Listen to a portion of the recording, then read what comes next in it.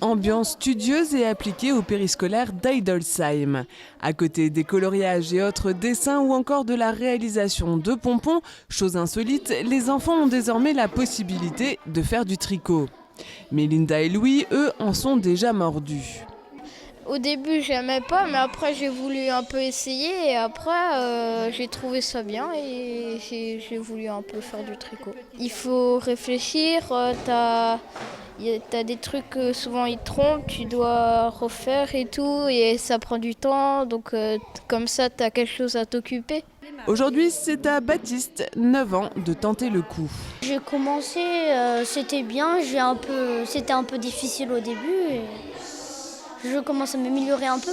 Aux manettes de cet atelier un peu particulier, Tata Yo-Yo, comme l'aiment à l'appeler les enfants du périscolaire. Cette bénévole a appris à tricoter à l'école. Devenue maman, ses réalisations étaient destinées à ses 4 filles, mais avec le travail, elle a dû y renoncer un temps. Aujourd'hui à la retraite, Tata Yo-Yo s'en donne à cœur joie et ces moments de partage avec les enfants, elle les savoure. Il faut avoir de la patience. Il faut leur apprendre, bien sûr, pas avec 50 mailles, hein, il faut les apprendre avec 10 mailles, petit à petit. Vous leur apprenez qu'il faut rentrer dans la maille, qu'il faut tourner le fil. Il faut apprendre, il faut avoir de la patience, c'est tout. Et puis la preuve, j'en ai 2 qui savent tricoter maintenant.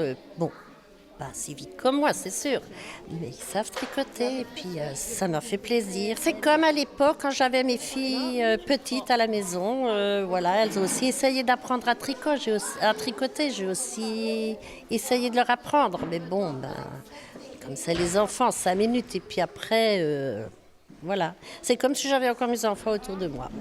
Si cet atelier tricot permet de réaliser des personnages de Pâques qui seront vendus le 7 avril à l'occasion du tout premier marché de Pâques du périscolaire, cet atelier tricot rentre aussi dans le cadre d'un projet intergénérationnel que tente de mettre en place Céline Meyer, la directrice des lieux.